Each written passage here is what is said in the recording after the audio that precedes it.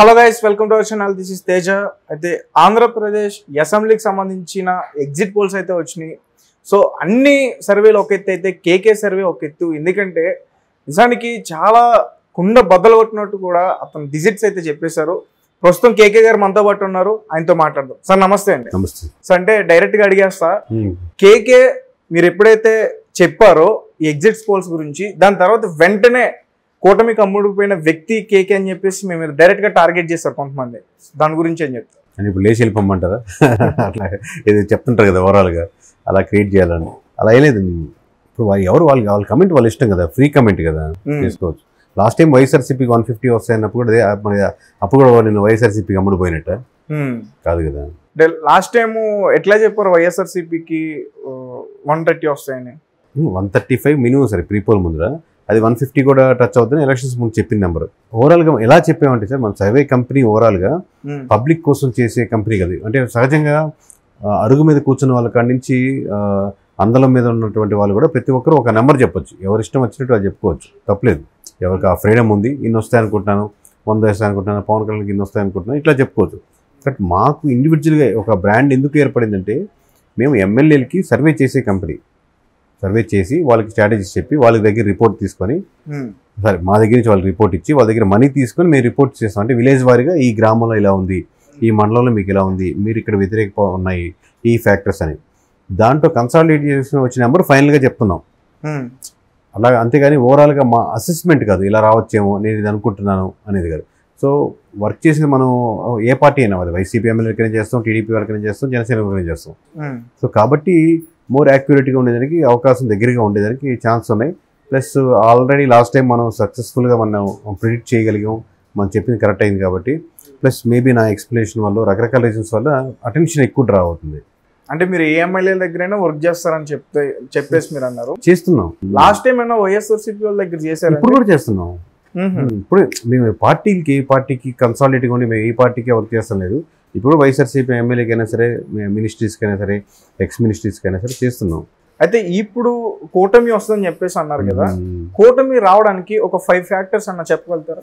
First ప్రధానమైన factor కూటమి రావడానికి కూటమి. రెండో ఫ్యాక్టర్ మామూలు జగన్మోహన్ రెడ్డి గారి నుంచి వైఎస్ఆర్సీపీ నుంచి కూటమికి ట్రాన్స్ఫర్ అయ్యే ఓట్ బ్యాంకింగ్. అంటే లాస్ట్ టైము వైఎస్ఆర్సీపీకి వేసి, ఈసారి రకరకాల ఇష్యూస్ ఫ్యాక్టర్స్ వల్ల, అంటే ఒక్కొక్క ఏరియాలో ఒక్కొక్క ఇష్యూ, అక్కడ రాజధాని ఉండొచ్చు, ఇంకో దగ్గర కడపలో ఇంకో ఇష్యూ ఉండొచ్చు. ఇవి ప్రధానంగా వైజాగ్లో వేరే ఇష్యూ, అంటే వైజాగ్లో వాళ్ళు ఓన్ చేసుకోకపోవచ్చు రాజధాని. అలాగే గోదావరి జిల్లాలో జనసేన బలంగా పనిచేయడం కావచ్చు, అంటే అన్ని దగ్గరలో పనిచేస్తుంది, అక్కడ ఇంకొంచెం మోర్ ఫాస్ట్ ఎక్కువ ఉండొచ్చు గెలుపు గుర్రాలకి. అది కాకుండా 5 ఫ్యాక్టర్స్ ప్రధానం. ఇవి కాకుండా జగన్మోహన్ రెడ్డి గారి నుంచి రోడ్ల సమస్య కావచ్చు, లిక్కర్ సమస్య కావచ్చు, ఎంప్లాయ్మెంట్ ఇష్యూస్ కావచ్చు, గంజాయి ఫ్యాక్టర్ కావచ్చు, లేదా పోలీస్ శాఖలో ఇంకా పెండింగ్ ఉన్నట్టు కావచ్చు, లేదా ఎంప్లాయీస్లో వ్యతిరేకత కావచ్చు, లేదా అన్ఎంప్లాయ్మెంట్ జాబ్ కోసం ప్రయత్నించే వాళ్ళు మీలాంటి వాళ్ళలో, మీ ఏజ్ గ్రూపుల్లో ఏదో ప్రిపేర్ అవుతూ ఉంటారు కానీ నోటిఫికేషన్ పడలేదని కావచ్చు, వీళ్ళు ప్రభావితం చేయడం కావచ్చు. చాలామంది కొత్తగా వచ్చిన ఓటర్స్ ఫేవరింగ్ టు జనసేన లేదా ఫేవరింగ్ టు కూటమి వైపు మళ్ళీ దానికి ఆస్కారం ఉన్న వాళ్ళు కావచ్చు, లేదా బయట నుంచి కొత్తగా వచ్చిన ఓటర్స్ వాళ్ళు ఇళ్లలో ప్రభావితం చేసేవాళ్ళు, లేదా ఆల్రెడీ కూటమి వైపు మళ్ళీ వాళ్ళు కావచ్చు. ఇలా నెంబర్ ఆఫ్ ఫ్యాక్టర్స్ వైఎస్ఆర్సీపీ నుంచి టీడీపీకి వెళ్తున్న ఓట్ బ్యాంకింగ్ అనమాట. సో కన్సాలిడేట్గా ఇది. సో ఆరా మస్తాన్ లాంటి వ్యక్తి ఈసారి తన సర్వే తప్పైతే తను మొత్తం సర్వే చేయడం ఆపేస్తాను, మొత్తం ఆఫీసే క్లోజ్ చేస్తానని చెప్పేసి అన్నాడు. కేకే గారిని అడిగితే ఏం చెప్తారు? అంటే మేము వేరే వాళ్ళకి లేని వెసులుబాటు అందరికీ ఉంటుంది, వేరే వాళ్ళకి ఉన్న వెసులుబాటు మాకు లేదు. ఎందుకంటే మేము సింగిల్ నెంబర్ మార్జిన్ ఒక 20-30 మార్జిన్లు పెట్టుకొని చెప్పలేదన్నమాట. మేము సింగిల్ నెంబర్ అంటే వైఎస్ఆర్సీపీకి 14 సీట్లు అని చెప్పాం. అలాగే జనసేనకి 21 గెలుస్తుంది. అదే టీడీపీ కంటెస్ట్ చేసినటువంటి 144 నియోజకవర్గాల్లో 133 గెలుస్తానికి ఆస్కారం ఉంది. అలాగే బీజేపీ కంటెస్ట్ చేసినటువంటి 10 నియోజకవర్గాల్లో 7 గెలిచేదానికి ఆస్కారం ఉంది. సింగిల్ నెంబర్ చెప్పు. ఒక ప్లస్ ఆర్ మైనస్ మేము చెప్పి దాంట్లో రావడం కదా, మేము చెప్పిన నెంబర్కి అటు ఇటుగా వచ్చేదానికి ఆస్కారం ఉండొచ్చు, రావచ్చు కూడా. ఎందుకంటే 4 కేటగిరీలు చెప్పాం కదా, ఏ కేటగిరీ మిస్ అయినా ఇంకో కేటగిరీలో యాడ్ అవుద్ది. అలా కాకుండా మేము ఈస్ట్ చెప్తే వెస్ట్ వెళ్ళింది అనుకోండి, ఆబ్వియస్గా మేము కూడా సేమ్ ఛాలెంజ్ అనే చేయగలుగుతాం. పవన్ కళ్యాణ్ గారు గెలుస్తారా పిఠాపురంలో అంటే ఏం చెప్తారు? కేకే ఇంకా 100% గెలుస్తారండి. ఎంత మెజారిటీ వస్తుంది? మినిమం 30,000, అది 40,000 కావచ్చు, 50,000 కావచ్చు, 60,000 కూడా కావచ్చు. దాదాపు 1,00,000 మెజారిటీ అని చెప్పేసి అన్నారుగా. అది అంటే ఎక్స్పెక్ట్ చేసుకోవడం తప్పలేదు, బట్ మేము మినిమం మెజారిటీ వైపు వచ్చినప్పుడు మినిమంలో చెప్తా ఉంటాం. ఎందుకంటే మన మాట ఒకసారి బయటికి పోయిన తర్వాత అది రాంగ్ అవ్వకూడదని. సార్ అందరూ కూడా ఎక్కువగా మిమ్మల్ని ట్రోల్ చేస్తారు, ఆ విషయం మీకు తెలుసో లేదో. అంటే జనసేన ఇంతకు ముందు పోటీ చేసినప్పుడు ఎక్కడ కూడా ఎక్కువగా ఓట్లు పడలేదు వాళ్ళకి, సీట్లు కూడా ఒకటే వచ్చింది, అది కూడా వైఎస్ఆర్సీపీలోకి వెళ్ళిపోయింది. సో అలాంటి జనసేన పార్టీకి మీ సర్వే 20 గెలుస్తుందని చెప్తుంటే 20 గెలుస్తుంది ఎప్పుడు చెప్పలేదు సార్. మామూలుగా 0 ఇప్పుడు మీకు ఇంకా 6 నెలల ఎలక్షన్స్ ఉండగా మీకు మంగళగిరిలో ఒక సబ్ పెట్టారు పవన్ కళ్యాణ్ గారు, నారా లోకేష్ కంప్లీట్గా టార్గెట్ చేస్తూ. ఆ టైంలో 20 నియోజకవర్గాలు ఇప్పుడు ఏదైతే పోటీ 21 నియోజకవర్గాలు అంటే అవి బలంగా ఉన్నట్టే కదా. సో సేమ్ అదే నియోజకవర్గం కాదు, ఇంకా చాలా ఉన్నాయి, అమలాపురం లాంటివి యాడ్ చేసుకోవచ్చు. అలా 20 నియోజకవర్గాల్లో బలంగా కనపడుతుంది. 6 నెలల ముందు అదే ఉంటుంది ఫ్యాక్టర్. కానీ ఎలక్షన్స్ ఇంకొంచెం దగ్గరికి వచ్చేసరికి 10 నియోజకవర్గాలకు వచ్చింది. ఇంకా ఎలక్షన్స్ అయిపోయేసరికి మన పోస్ట్ పోల్ చెప్పింది 0 నుంచి 5 నియోజకవర్గాలు వచ్చేదానికి కూడా ఆస్కారం ఉంది. మీకు దాంట్లో రాజోలో చెప్పాం, పవన్ కళ్యాణ్ పోటీ చేసిన నియోజకవర్గం చెప్పాం. ఇంకా మేము మిస్ అయిన నియోజకవర్గం నేను చెప్తాను చూడండి, మా పరుచూరు మేము చెప్పింది మిస్ అయింది. అలాగే పవన్ కళ్యాణ్ గారు పోటీ చేసినటువంటి 2 నియోజకవర్గం భీమవరం కానీ ఇంకోటి ఏంటండి గాజువాక గెలుస్తుందని చెప్పాం, గాజువాక మిస్ అయింది. సో ఇలా 0 to 5లో ఏ నియోజకవర్గాలు కూడా చెప్పాం. సో దాంట్లో మిస్ అయినాయి అవి. అయితే శ్రీకాకుళంలో అసలు 0 అని చెప్పేసి అన్నారు మీరు. అవునండి. కానీ శ్రీకాకుళం వైపు చూసుకుంటే వైఎస్ఆర్సీపీ పార్టీకి సంబంధించిన కొంతమంది ముఖ్యమైన లీడర్స్ అక్కడ ఉన్నారు.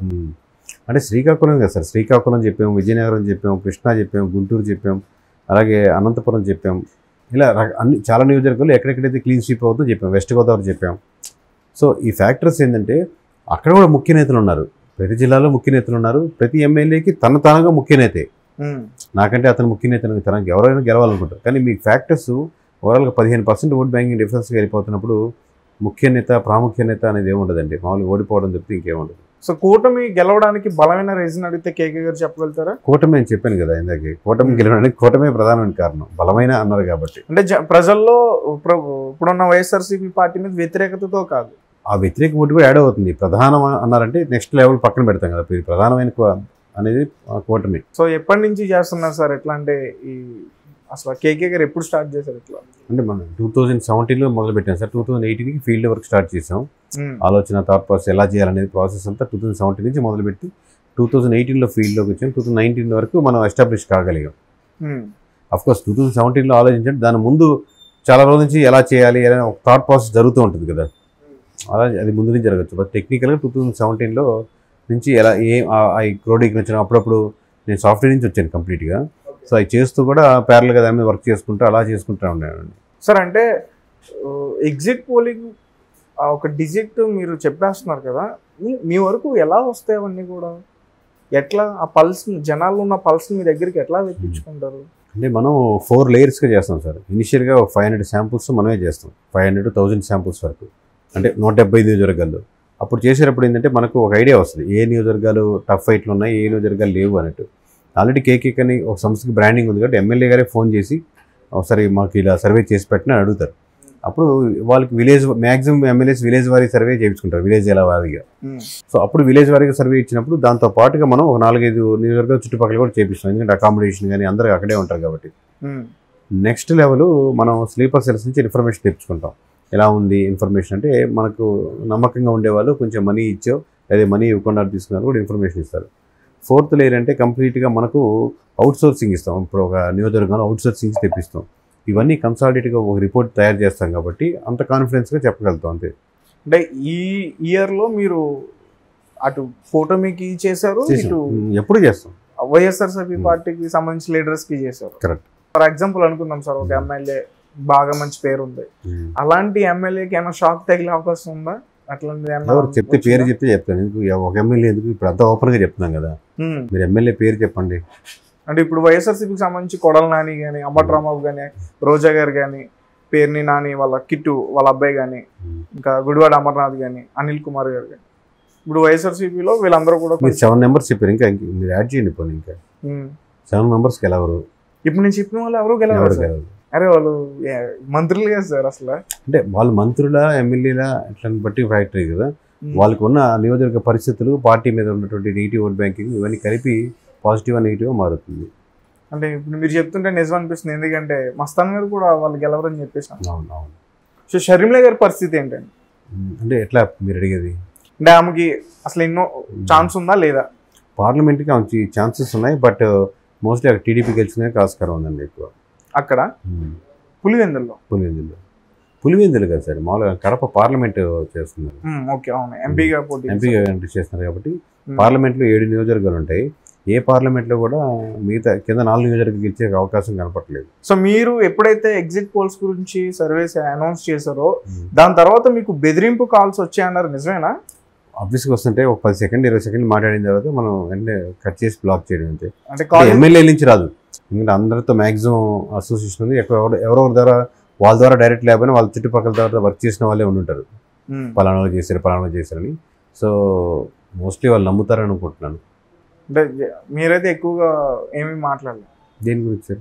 నేనే మాట్లాడు, వాళ్ళు తిట్టుకుని వాళ్ళ నోరు నొప్పి కదా, మన ఎమోషనల్గా వాళ్ళు కనెక్ట్ అవుతాం. మనం ఎందుకు రిప్లై ఇస్తే మన టైం వేస్ట్. మనకు చాలా పనులు ఉన్నాయి కదా వాళ్ళ మీద. మీ సర్వే వచ్చిన తర్వాత టీడీపీ ఆఫీస్ నుంచి మీకు కాల్ వచ్చింది, నిజమేనా? ముఖ్య నేతలతో మీరు కలిసారు అన్న? ఇద్దరు ముఖ్య నేతలు కలిసేదే ఉండదు. ఇప్పుడు ఆంధ్ర వేరే ఉంటే మామూలుగా కలవడే కానీ వెళ్ళి కలిసి థ్యాంక్ యూ సార్ అని బుక్ చేయించి వాళ్ళు ఆబ్వియస్గా హ్యాపీగా ఫీల్ అవుతారు. వాళ్ళ ఫేవర్గా ఉంది కాబట్టి వాళ్ళు ఫోన్ చేసి వాళ్ళ థ్యాంక్స్ చెప్పడానికి బాగుంది సార్ మా నెంబర్, మేము హ్యాపీగా ఫీల్ అయ్యామని చెప్తారు ఆబ్వియస్లీ. అలాగే వైఎస్ఆర్సీపీ వాళ్ళు కొంచెం నెగిటివ్ ఉంది కాబట్టి ఫోన్ చేయాలనుకున్నారు కూడా ఆలోచించి వెనక్కి వెళ్తారు. సో లాస్ట్ టైం వైస్ వర్సానే జరిగింది ఆబ్వియస్లీ. లాస్ట్ టైం అందరూ వైఎస్ఆర్సీపీ వాళ్ళు చేసి థ్యాంక్ యూ అంటే అన్నారు, అలాగే టీడీపీ వాళ్ళు ఫోన్ చేసి ఆలోచిస్తారు, అట్లాగే అంతే. సో అంటే మీ సర్వే గురించి అడిగితే ప్రధానమైన కారణం ఏమైనా చెప్పగలుగుతారు? ఎందుకు అంటే ప్రధానమైన అంటే ఇట్లా ఈ సర్వేలు చేయడం దాని గురించి? అదే సార్, నేను చెప్పినట్టు 4 layers అనేది ఏ కంపెనీ చేయదు. ఒకటి, ఇంకోటి పీపుల్ కనెక్టెడ్గా ఉండరు. అంటే వాళ్ళు సర్వే చేస్తారు కానీ ఆ ఎవరు సంస్థ ఎవరు, ఓనర్ ఎవరు, లేకపోతే కనెక్టెడ్గా ఉండరు. వాళ్ళకంటూ వ్యూవర్షిప్ అని కాదు, వ్యక్తిగతంగా కనెక్ట్ అయ్యేది ఉండదు. నాకున్న అడ్వాంటేజ్ డిసడ్వాంటేజ్ ఏంటంటే వ్యక్తిగతంగా కనెక్ట్ అవుతారు అన్నమాట. అడ్వాంటేజ్ ఏంటంటే ఏం చెప్తారన్న ఫాలోవర్స్ ఎక్కువ మంది ఉంటారు, ఇండివిజువల్ నమ్మేవాళ్ళు. ఇప్పుడు ఈ పొద్దు నుంచి 7-8 ఇంటర్వ్యూలు చేస్తున్నా కానీ మామూలు చూసే వాళ్ళకి అర్థం అవుతుంది బాగా నీరసంగా ఉన్నాడు లేదా ఇది అని ఓవరాల్గా. అట్లాగా ఆ కనెక్టెడ్ ఉంటుంది అన్నమాట ఓవరాల్గా.